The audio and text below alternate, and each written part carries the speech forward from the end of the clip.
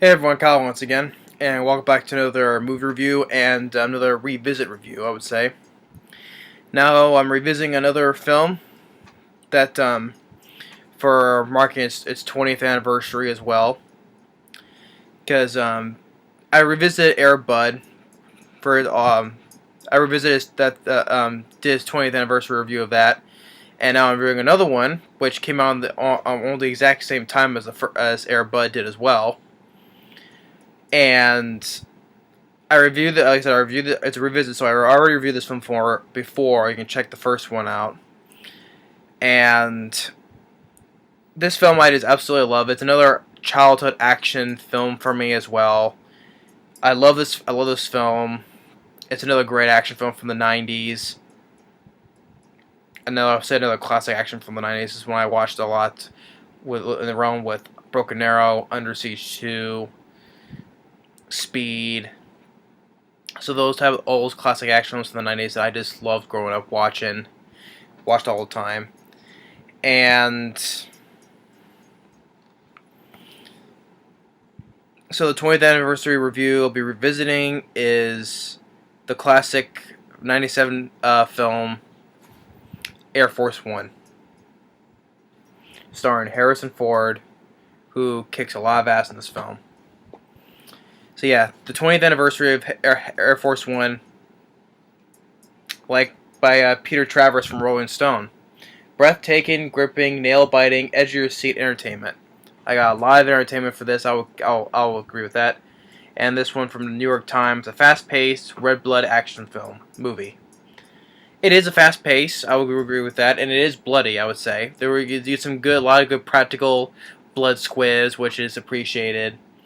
So you get some good amount of blood in this film, and I just love this film to death. So, and it's also I'll put this as one of my favorite Harrison Ford films, besides Indiana Jones or Han Solo. As for being in other independent action films, he did a great job as fantastic. I would say as President James Marshall, or Jim is called. Great president. He's also, I would say, he's my favorite movie president, I would say.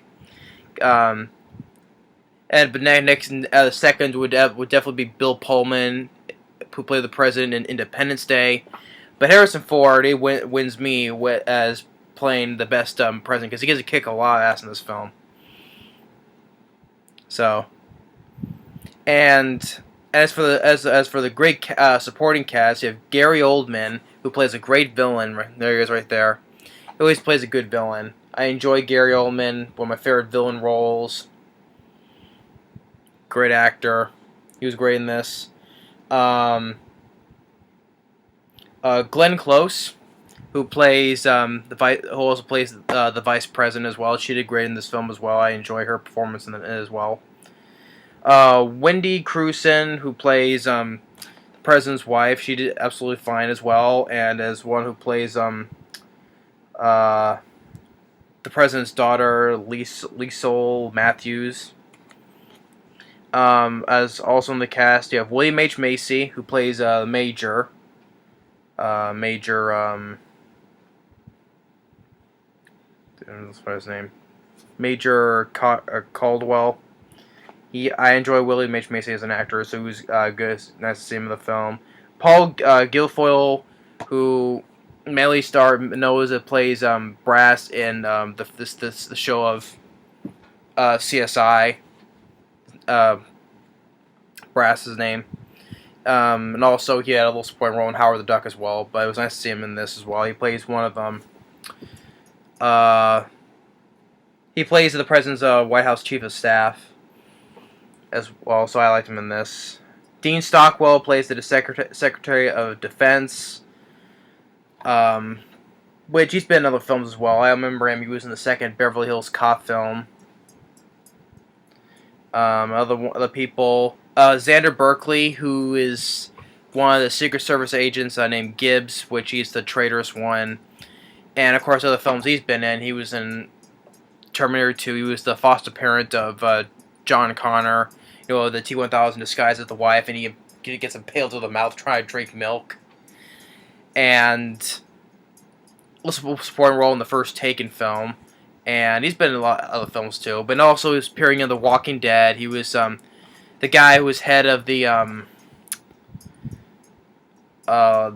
Hilltop.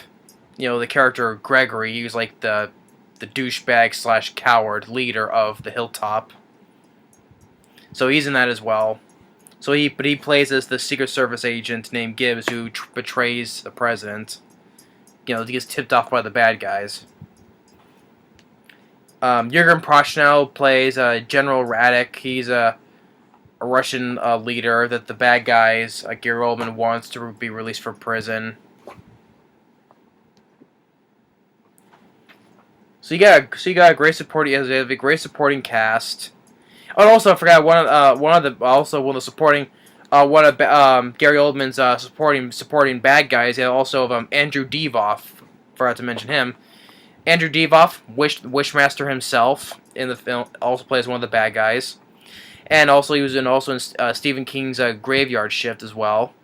So yeah, that's the Wishmaster himself. Andrew Divoff is in this as well as one of the bad guys. And it's directed by Wolfgang Peterson, the guy who directed Troy, Perfect Storm, Enemy Mine, the remake of Poseidon, Adventure called Poseidon, and I'm trying to think what other one of the films he did. I know there's something amiss of other film he did. Cause he did Enemy Mine, Troy, Perfect Storm. Now, to be honest, I wasn't big fans of both Troy and the Perfect Storm though.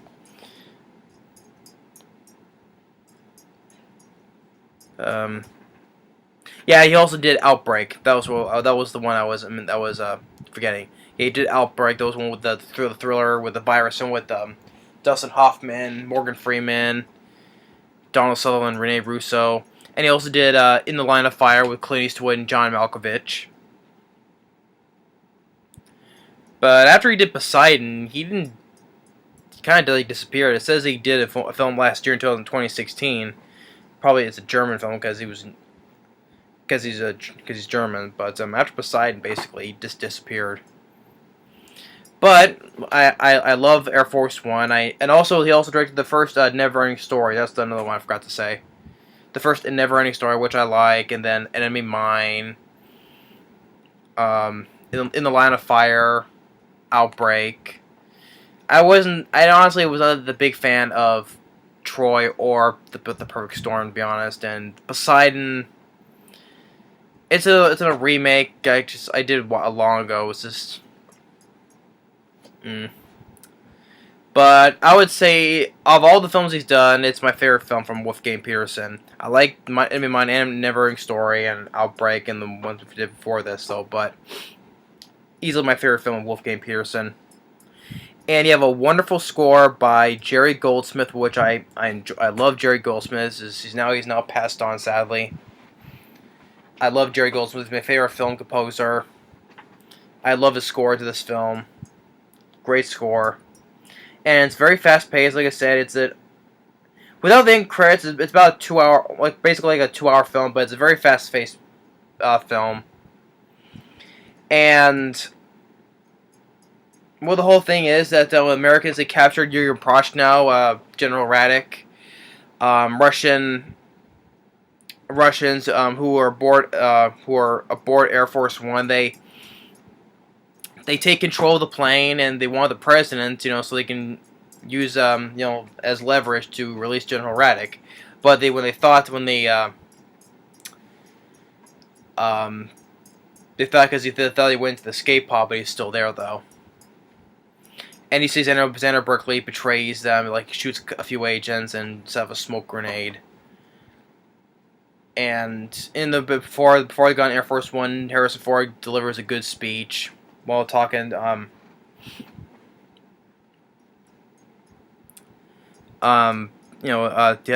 this dinner party, talking to the press. I forget the actual lines though, but he does deliver a good speech. And then when they're on Force One, when the bad guys take over, and they do take over the plane, they kill the pilots. but Harrison Ford, he's still on the plane, and he when he dispatches one bad guy, gets in a nice struggle where he hits him, and then well, the guy does like a somersault throw back, but that doesn't stop him. He punches him, hits him, and then whacks him with a stool. And where the hostages held in the conference room, he shoots the bad guy. He comes back again and shoots him. Then he ends up back down below deck. And then when he gets to the next fight, well, before that, Gary Oldman, he sets a deadline to the vice president and everybody that if General Radek's not released from prison, every half hour he shoots a hostage. And they didn't make it with the first deadline, so he shoots the president's national security advisor. And he's like, Gary Oldman, he's such a great villain. So like, your national security advisor has been executed. He's a very good negotiator. You just bought yourself another half hour. He sells it as a great bad guy. Shoots the guy point blank range in the head, and then takes the wife and daughter up to the cockpit.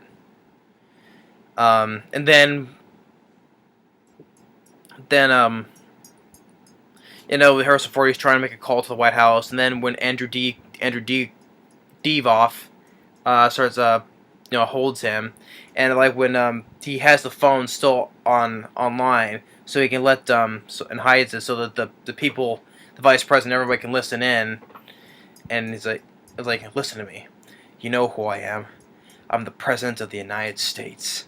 And then he's like delivery. He's talking to Andrew Divoff, but he's also talking to the chief of staff. We're listening to him, telling the F-18s to fire the plane because it's going to release the plane's going to release countermeasures, set up a shockwave to upset the balance, so he can get Andrew Divoff. Which he does. He fights him. They have Jerry Goldsmith's music playing, which I enjoy. Beats Andrew Divoff and just snaps his neck. So so the president kills the Wishmaster. And then they tells him that they want General Radek and all that. So he has a plan to dump some fuel, but before the phone went's dead. So he cuts the lines, which they're like blue, yellow, red, white, and blue. And he looks at the wires. He's like, "I'm counting on you, red, white, and blue." He cuts the yellow wire.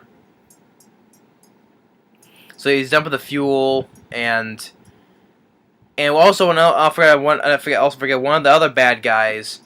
I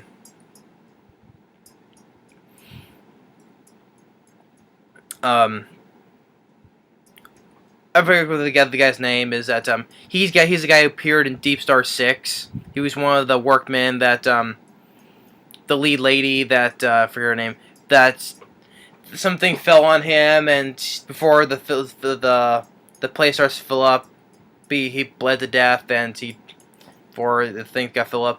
That guy, he was in Deep Star 6, and he also plays in Sam Raimi's later Spider-Man, the second and third Spider-Man film. He plays Peter Parker as a landlord. He's a guy you recognize if you see him. He plays as another one of the bad guys. He's like the one who kind of pilots the plane.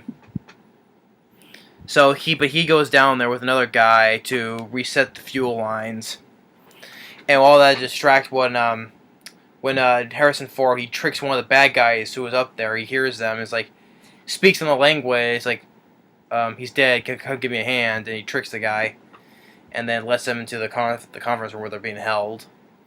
So they get the idea to go down back the stairs to the parachute ramp. They get parachutes to where the hostages can jump off of.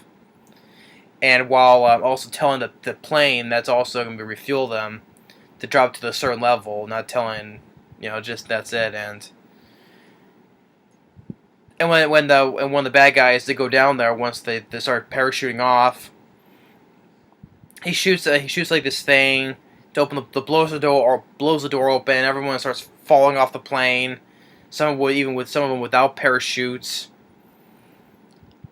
And as they're refueling, the line breaks and the gas sets on fire, and you get this nice explosion of this fuel tank plane blowing up. It's a good explosion, and the fighter jets that's been with the plane circling the plane. It's like, everybody break down now. And you get this good explosion of the plane flying underneath the explosion, all that. And then they save the president because he was hanging off by the edge. And Gary Oldman, Harrison Ford talking the bands between each other, and telling her, "You release General Radek," and he's like, "No." But then he was going to shoot his daughter, and he says, "Okay, I will." And they release Jurgen Prochnow from prison, but that Harrison Ford manages to cut himself free with a piece of glass and shoots the remaining two of the bad guys. And Gary Oldman takes his wife, and he has a parachute on, and he's like, no one left to fly the plane, and no parachute. No what happens, you lose, and I win. And then his wife knocks a gun out of his hand, and Harrison Ford just struggling with each other. And then when, of course, the great badass line when Harrison Ford yanks the parachute, and Gary Oldman has this thing wrapped around his leg. It's like, ah! And then Harrison Ford, "Get off my plane." Just pushed him and snaps his neck, and he flies out. Just a badass line. My brother loves that line as well. Just get off my plane. So, but he runs back because they know that the General Radek is being released from prison. So he calls him, and just when he's walking out of the courtyard, they start shooting at him. But they start shooting at him, and then he gets shot, and he's dead. And everyone starts yay and celebrating all that. And so Harrison Ford has William H. Macy help pilot him the plane, and some Russian MiGs fighters, they're on their tail as well. Until the good guy planes starts killing them off. One good fighter jet takes the hit, but the rest of they run away, and they're still losing fuel. So another plane was nearby, so they link a cable between the planes so that they can get them off one by one. And as the engines start dying out, his wife and daughter is saved, and Paul Guilfoyle, who took a bullet for Harrison Ford when Gary Oldman was about to shoot him, so he steps in. He took the bullet, but he's still alive, but he's wounded. He makes it safely. And when he said there was no team left, Xander Berkeley, he shoots that one of the parachute men, and then William H. Macy knows that he was the one who betrayed them. He's like, "It was you," and then he shoots William H. Macy dead, and Harrison Ford's like, I trusted you with my life," and he says, "So will the next president. Now give it to me." But he just goes and just beats him easily, and then he, just in the nick of time, he gets the harness on him before the thing snaps off, and he goes flying out, and the plane goes down. And now this is the one that, and I always said this is the one nitpick that I have with the film, is that when the whole plane goes down and it slams the sea, the CGI doesn't hold up. I will say that, though. Just when the plane crashes into the water. Well, since the guy is standing right in front of the door, and he flies out when the plane hits. But the whole effect of the plane, the CGI, it doesn't hold up. When it gets destroyed in the water, that's one nitpick though. But it doesn't hold up. The CGI doesn't look too good. It still doesn't hold up though. But still, it doesn't ruin the movie for me, and then he gets on the plane's safety, and then it ends with Jerry Goldsmith's music, and so yeah. Air Force One, and you also get another prime example of the Die Hard type of films. It's Die Hard on the President's plane. That's what it is. So you get another Die Hard type of film, and it's another great movie. I love Harrison Ford in this film. Just great plays a great president, a kick-ass president, I would say. I love Bill Pullman in Independence Day, but he's close second. But it's because I had to give the edge to Harrison Ford. But I enjoy the cast. Harrison Ford is fantastic. Gary Oldman, great villain. Glenn Close, I enjoy his plays the vice president. William H Macy, Paul Guilfoyle, Xander Berkeley. Nice with the bad guys like Andrew Divoff and the guy who played from Deep Star 6. Forget what his name. Forget his it is like a Russian name. I can't pronounce it right. I'll mess it up. But other supporting cast I enjoy. Great directed by Wolfgang Pearson. The action scenes is really well done. Not shaky cam and all that. So it's really well shot. The cinematography. The script, it was a smart script, I would say. I love Jerry Goldsmith's music. I love Jerry Goldsmith. His music is great in this film. Da da da da da da da da da da da. So I miss the guy. He makes great scores. Wedge in that film as well. Right behind me is another prime example of his score. I enjoy that score as well. But yeah, other than the CGI plane falling into the water, though, I guess it's a nitpick. Though I find no problems with it. It's a fast-paced action film. And the film performed well at the box office, critically and box office wise. Still, it made $315 million worldwide, the U.S. box office, and has a 6.5 IMDb, which I would give it a much more higher rating, but has a 78% Rotten Tomatoes.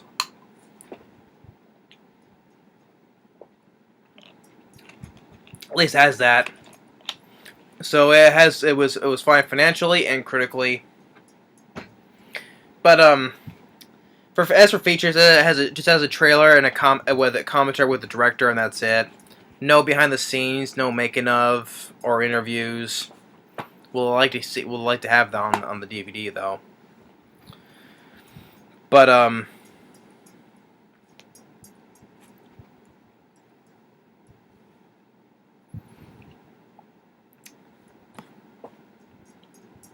I don't know what I can say. The film got a lot of praise. Even like Roger Ebert, he gave the film 2.5. He's calling it at 2.5 stars. Says it's flawed and cliched written, which it's a 90s action film. Roger Ebert may rest in peace though, but I think it's a very fun action pace. If it's cliches, it has a lot of action cliches in it, but when it has fun performances and great action, that can be all let it go. Even though that back in the day when Bill Clinton, he said he liked this film. He was back with the 90s. I think he was around the time he was still president back in around the mid 90s. But he even said he liked this film as well, so which is kind of funny. And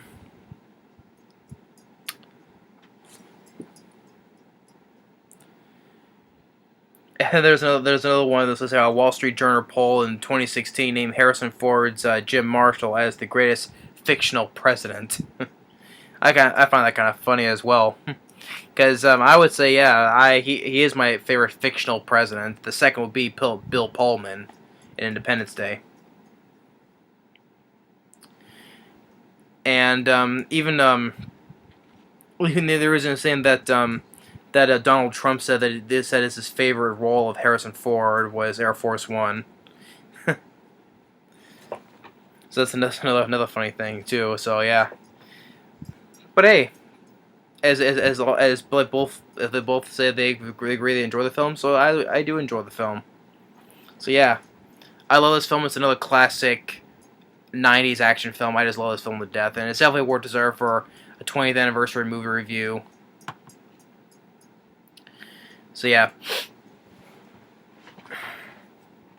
But yeah, so that's my 20th anniversary movie review of Air Force One. Definitely 2 thumbs up. I do feel like this is the biggest of.